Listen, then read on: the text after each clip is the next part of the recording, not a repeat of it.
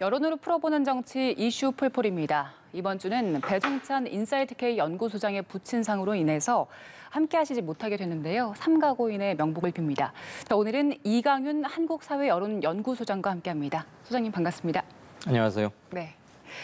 자, 오늘 대선 후보 적합도부터 살펴볼 텐데요. 이번 주 발표된 대선 관련 여론조사 살펴보겠습니다. 먼저 한국사회여론연구소 KSOI의 대선 적합도인데요. 지금 보시는 것처럼 이재명 후보 그리고 윤석열 후보가 오차 범위 내에서 접전을 보이고 있고요. 자, 그다음 결과 보겠습니다. 이번엔 MBS의 조사 결과인데요. 네, 마찬가지로 이재명, 윤석열 후보 순입니다.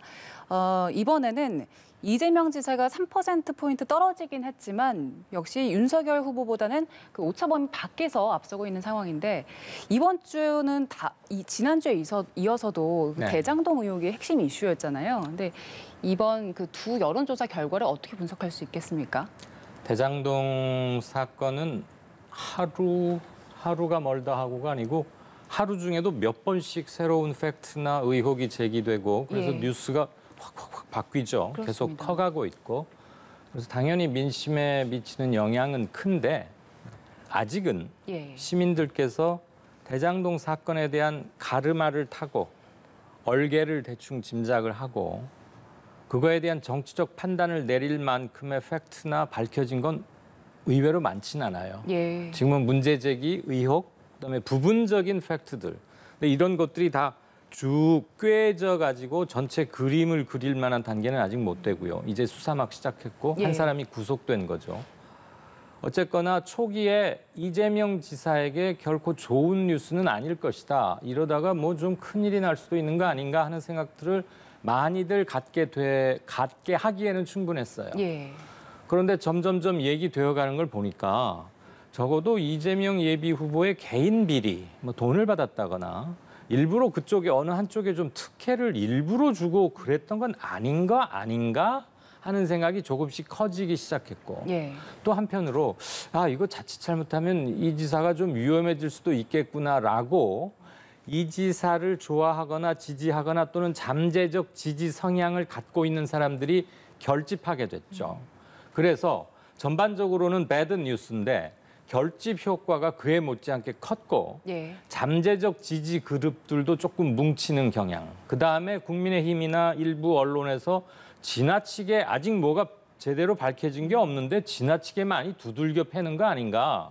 그리고 한쪽으로 예단된 편견 같은 걸 가지고 보도를 하고 있는 건 아닌가라는 물음표들이 조금씩 확산된 것 같아요. 그래서 지지율로는 크게 빠지지는 않았다.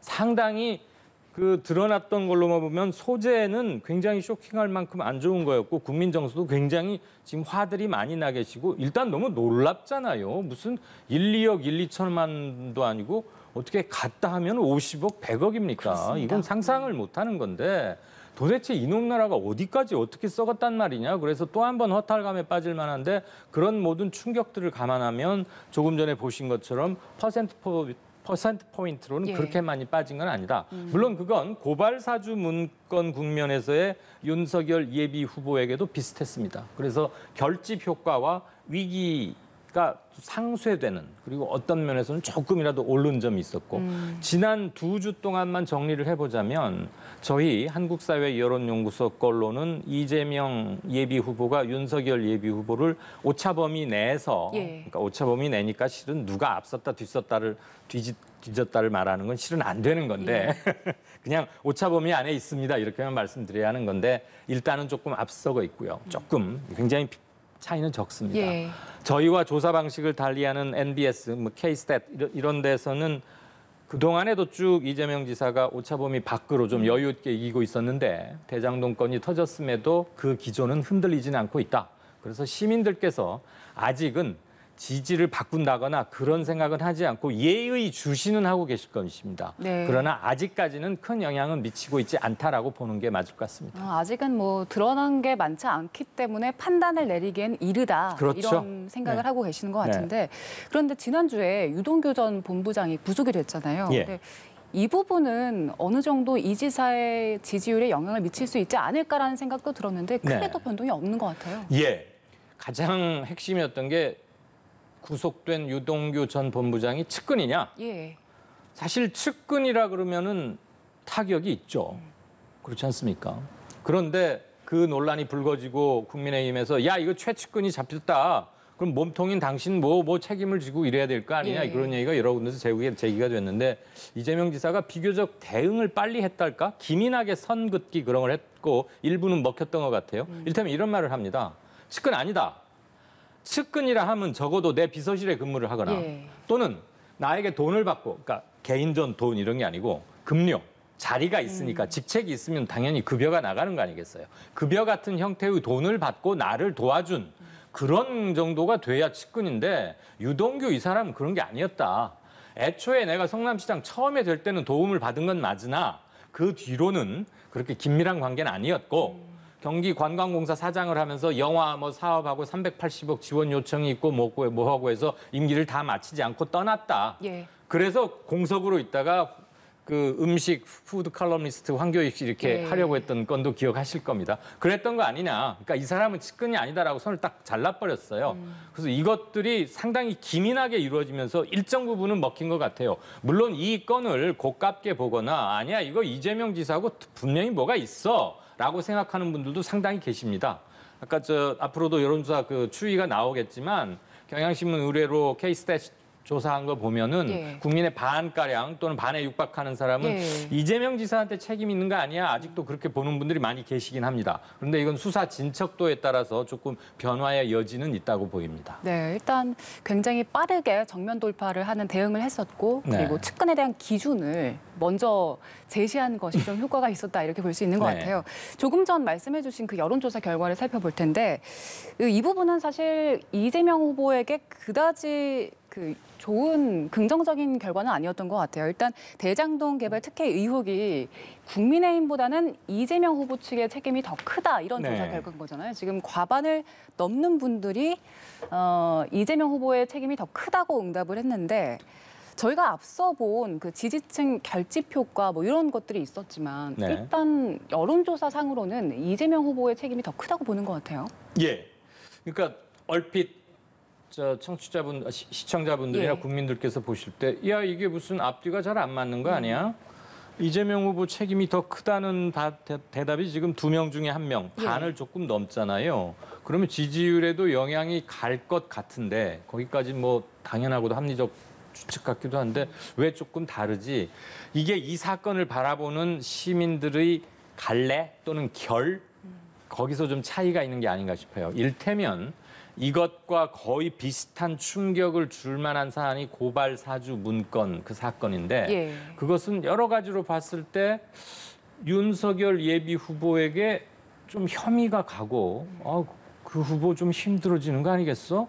그때 검찰총장을 했고 중요한 직책에 있는 사람, 검찰총장 바로 밑에서 중요한 역할을 수행하는 손준성 검사가 이거 다 만들었다는 게 공수처에서 이미 확인을 한 거잖아.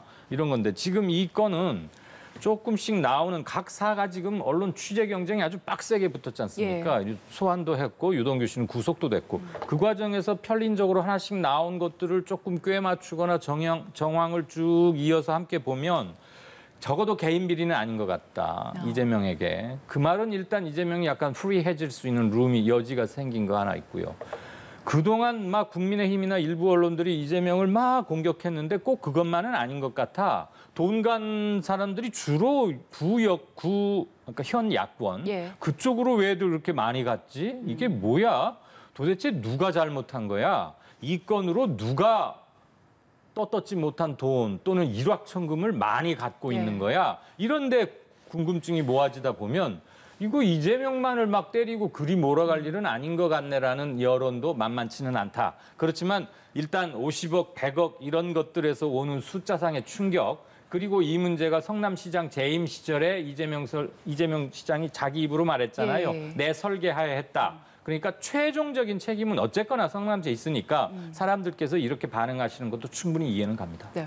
그런데 지금 그 지지층 결집 효과가 있긴 있었지만 오히려 네. 중도층이나 무당층 쪽에서는 본선에 갔을 때 이 지사에게 등을 돌릴 수 있는 가능성이 있지도 않을까 이런 분석도 있던데요. 예, 아마 이재명 캠프에서도 그걸 제일 염려할 겁니다. 굉장히 중요한 대목을 짚어주셨는데요. 그게 당장 이번 주 며칠 후 얘기는 아닐 겁니다. 꽤 뭐 수사 진척 상황에 따라서는 한두 달 뒤 문제가 될 수도 있고 한데 수사가 본격화되고 적어도 중간 수사 결과를 발표할 수 있을 정도 수사가 익으면 대강의 큰 그림은 나오게 되겠죠. 예. 가르마가 타지고 돈이 어디서 어떻게 어디로 갔고 누가 무엇을 하기 위해서 움직였을 때 인허가권이나 관청에서는 어떤 액션을 취했고 어느 자리에 누가 무슨 바람직하지 않은 일을 했고 만약에 이런 것들이 드러나고 그러면 당시 이재명 시장은 어디까지 책임을 져야 하는 것이고 어디까지 정치적 책임을 질 수 있는 것이고 어디부터는 법적인 책임을 져야 하느냐. 만약에 얘기까지가 거기가 글이 번지면 이 문제는 굉장히 커지고 걷잡을 수 없는 국면으로 갈 겁니다. 예. 그 반대로 수사가 진척이 됐는데 지금 일부에서 추정하는 것처럼 뭐 이재명 측에 돈이 갔거나 뭔가 문제가 있을 거야. 아무튼 이거 심각해. 예. 근데 알아봤는데 그 정도까지가 아니면 이번에는 오히려 반작용이 일어날 겁니다. 별거 아닌 거 가지고 너희들 생사람 잡으려고 했던 거 아니야? 그러면서 이재명을 잠재적으로 지지하거나 평소에 그저 아주 싫어하지는 않았던 사람들 사이에서는 화학적으로 폭발에 가까운 쾅 하는 네. 결집이 또 한 번 있을 수 있겠죠. 네. 왜냐하면 너무 터무니없이 뭘 사람을 때려 잡으려고 했던 것 같은 게 드러나면 사람들 반발 심리, 역작용은 반드시 생기게 돼 있으니까요. 예. 그렇다고 보면 ARS 방식으로 지금 여론조사를 하고 있는 데서는 이재명 지사가 30%가 박스권 상단입니다. 아직 거기를 잘 못 깨고 있는데 예. 수사 결과 별게 없는 것으로 밝혀지고 그러면은 그것을 우상향 돌파, 상단을 깨고 치솟아 갈 수 있는 한 번의 모멘텀도 가질 수 있지 않을까 조심스럽게 예측합니다. 네, 이번에는 야권에서의 의혹이죠. 네. 고발 사주 관련된 여론조사가 있었는데요. 이번에는 윤석열 후보의 고발 사주가 있었을 것이다, 연루가 돼 있을 것이다 하는 결과가 44.9%였습니다. 역시도 윤석열 후보와의 그 책임, 연루 가능성 높게 본 것 같아요. 예. 아까는 이재명 후보가 뭐 있을 것이라는 예. 게 50.1이었고 그렇습니다. 여기는 그보다 조금 낮습니다만 윤 후보를 공격하려는 정치 공작이다. 그러니까 야 이건 뭐 윤 후보가 좀 억울해라고 생각하는 사람 35. 윤 후보의 고발 사주가 있었을 것이다. 적어도 인지하거나 보고받았을지도 모른다. 이렇게 생각하는 분들이 약 45잖아요. 예. 그럼 둘 사이에 11%포인트니까 이거 역시 오차범위 바뀌죠. 예. 그래서 상당히 많은 격차가 있다는 건 인정할 수 있는데 강도는 조금 대장동권보단 작지만 이것도 이랬는데 윤석열 예비 후보 역시 크게 빠지지는 않았어요. 그렇습니다. 이거 역시도 뭉쳤다. 그다음 또 하나는 아까 이 전전 화면에서도 나왔습니다마는 정권 교체 심리가 아직도 50%에 육박하거나 때론 넘기도 합니다. 그 말은 아직도 좀 많고 정권을 재창출하자 계속 현 민주당으로 하여금 한 번 더 잡게 하자보다는 정권 바꿔보자가 10%포인트가량 많습니다. 오차범위 바뀌죠. 그렇게 생각하는 그렇게 생각하는 분들 중에는 윤석열 예비 후보를 중심으로 한번 바꿔보는 게 아직까지는 그래도 시도해봐야 되는 거 아닌가라고 생각하는 사람이 많다고 예. 행간을 읽을 수 있을 것 같습니다. 예. 네. 자, 이번에는 진영별로 대선 후보 적합도를 살펴볼 텐데요. 예. 민주당과 국민의힘 모두 큰 이벤트가 이번 주에 있죠. 네. 일단 진보 진영 대선 후보 적합도입니다. MBS 결과인데요. 네. 이재명 후보가 이낙연 후보를 크게 앞서고 있는 상황입니다. 예. 이 결과 먼저 설명해 주시죠. 32대 22. 저거 당연히 오차범위 바뀌죠. 예. 오차범위가 95% 플러스 마이너스 3.1%포인트니까 6.2%포인트 훨씬 넘어선 거예요. 예. 그리고 이건 뭐 저희 조사는 아니고 MBS입니다만 4개 언론사 기관이 함께하는 거. 저희도 이와 비슷한 추세는 나옵니다. 다만 두 후보, 이재명, 이낙연 간의 후보의 갭 차이만 좀 적다 뿐이지 이건 쭉 예. 유지되고 있는데 약 2달 전 시청자분들 이해를 돕기 위해서 2달 전쯤으로 돌아가면 그때 민주당 지지층들을 상대로 물어봤어요. 이재명, 이낙연 둘 중에 누가 더 적합하다고 보십니까? 그랬더니 이재명 한 49에서 50 왔다 갔다. 이낙연 예비 후보는 그보다 크게는 뭐 20%가량 빠지기도 했고 아무튼 오차범위 밖으로 크게 그런데 지금 예. 한두 주 사이, 이번 주, 지난주 통계를 보면 이재명이 적합하다가 58에서 60.5까지 나옵니다.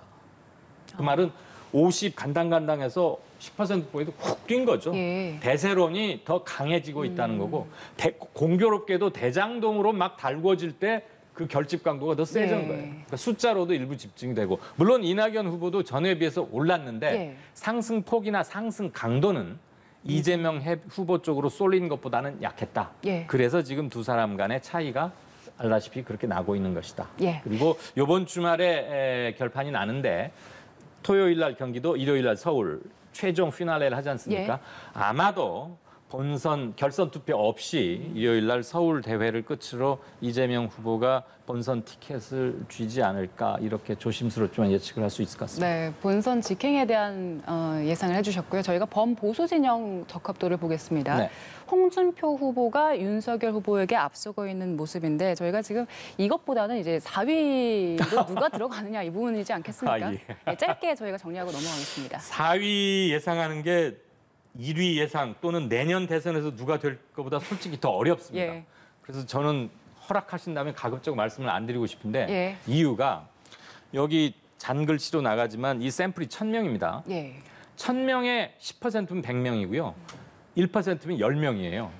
응답자 중에 10명이 아무 개를 좋다고 찍으면 그 사람 지지율이 1%가 올라갑니다. 그런데 지금 4위, 5위, 6위에 몰려있는 세 분의 차이가 작게는 0.1%에서 많아봐야 1%가 채 안 돼요. 0.1%는 한 명입니다. 한 명이 나 A가 좋아 그러면 A가 0.1% 올라가는 거예요. 예. 근데 지금 이분들이 2.3, 2.2, 2.1, 뭐 1.9 이렇게 돼 있거든요. 이건 지금 MBS라 숫자는 조금 다르지만 저희 한국사회 여론연구소 곳은 그렇습니다. 아마 예. 이전 화면에 나오는데 그렇기 때문에 이런 것들을 근거로 해서 아무개가 4등이 될 것이다라는 것은 너무 위험하고 예. 그 극미의 데이터를 놓고 말한다는 것은 결례가 될 수도 있겠다. 그리고 지금 국민의힘이 4등 컷오프를 정하기 위해서 여론조사 실시 중입니다. 예. 행여라도 영향을 미칠 수도 있을 것 같습니다. 예, 알겠습니다. 이렇게 정리해 보겠습니다. 오늘은 이강은 한국사회 여론연구소장과 함께했습니다. 고맙습니다. 고맙습니다.